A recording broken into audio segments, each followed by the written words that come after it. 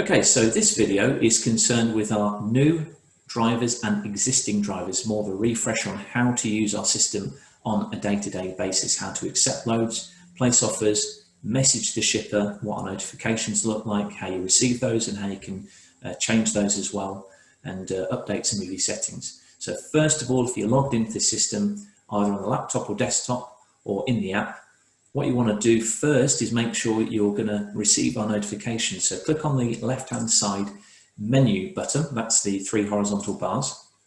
Scroll all the way down to the bottom to Account and click on Edit Profile.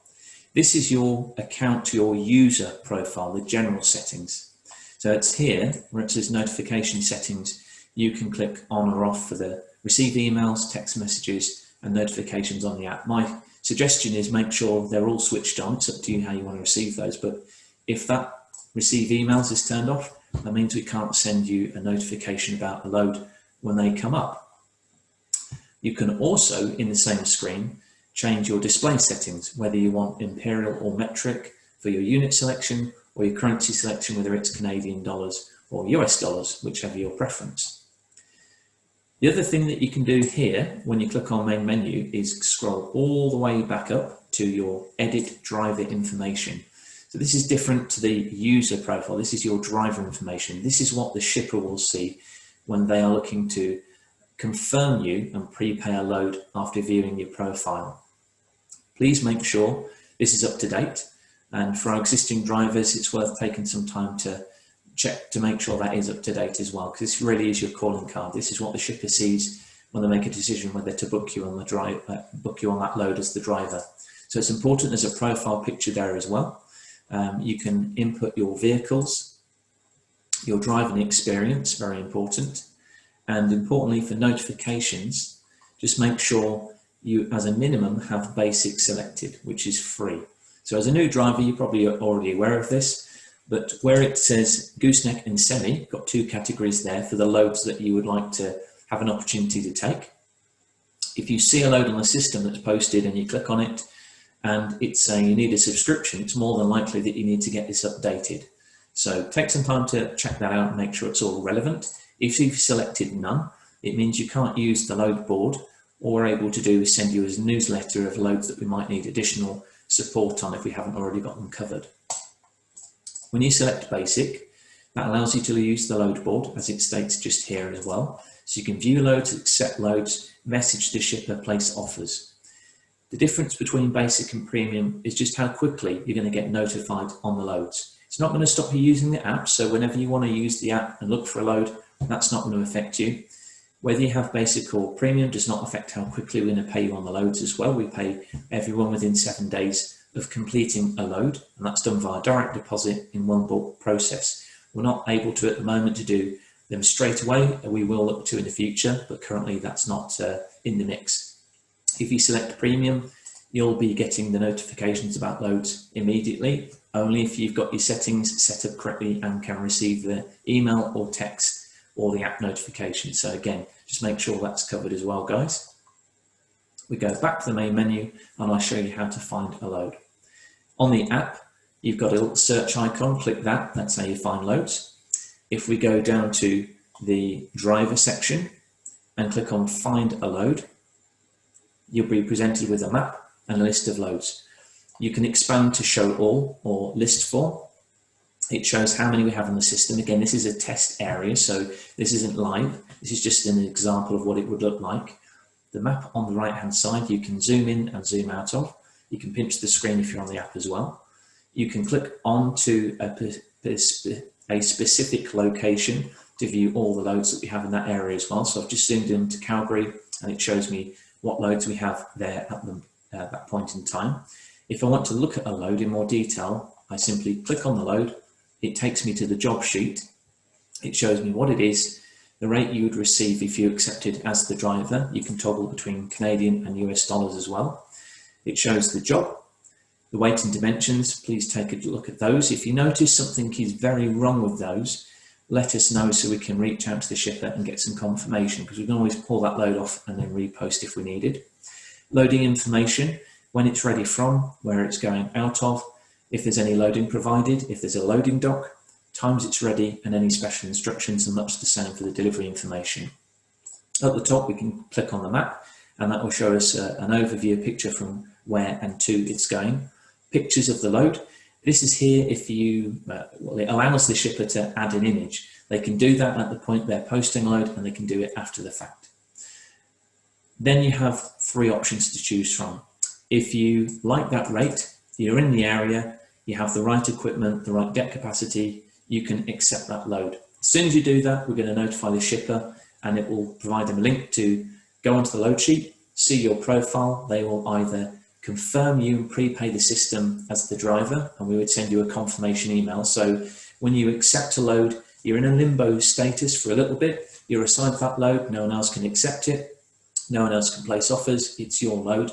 We would be making sure that shipper confirms you as quickly as possible. Part of our messaging is that they will likely miss you if they delay.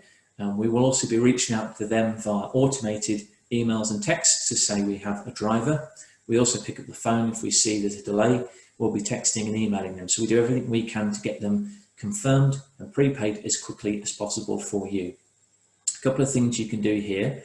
If you are thinking about accepting it, but that rate doesn't quite work, or you're not too sure, you can place an offer. So when we click on place an offer, this is one I placed earlier. We can click in here, all in amount. We're looking for your all in offer.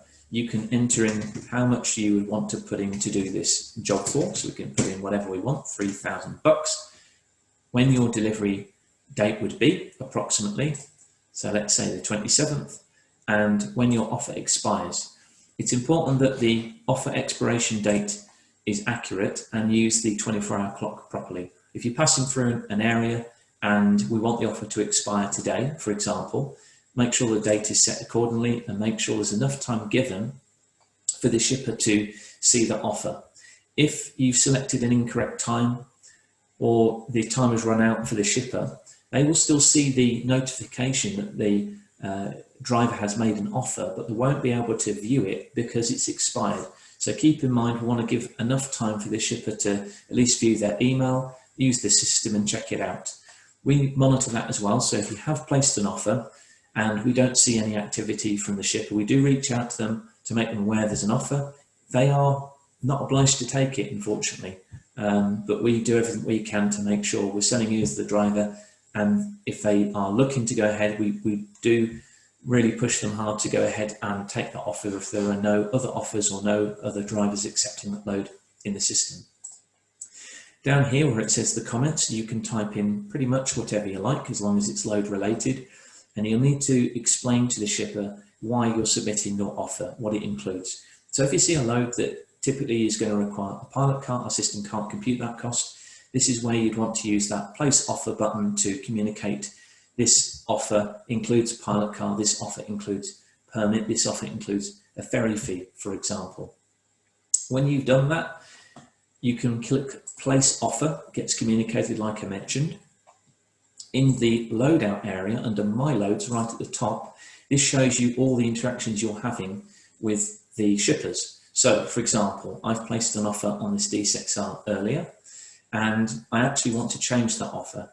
So I can click on it again, I can change the offer, I can delete the offer. So if we've passed through opportunities passed to our plans of change, we can remove it. We can also change our offer. We can either increase or decrease. It's entirely up to you what you do on that front. And if I click on my loads, we can also see what it looks like when you accept an offer, accept a job, sorry. So when you communicate to the shipper and you've accepted a haul, this is what it will look like on your side when you click on that job. It changes from published to accepted, so you can see just up there. You can message the shipper.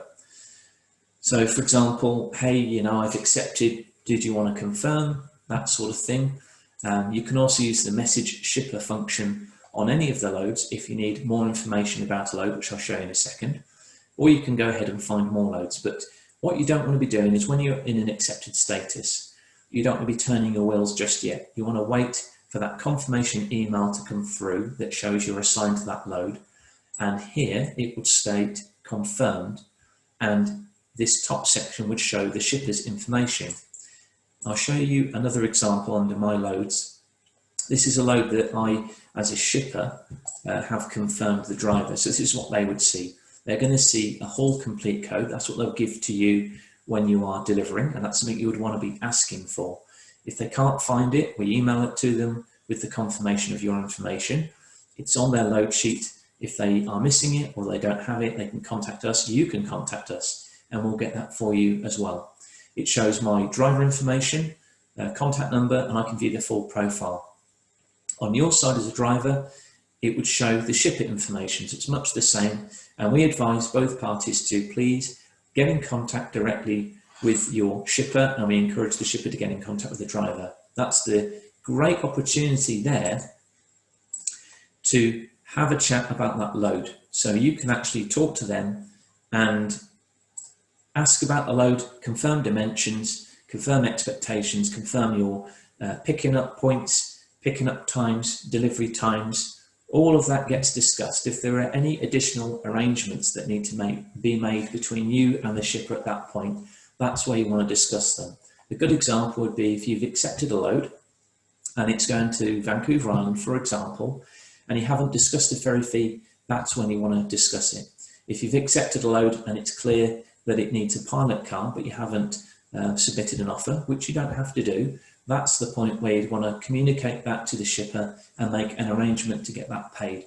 For example, if the load needed tarping, if the shipper says, oh, I need tarping on this load, well, that's going to be now additional, that's a different cost.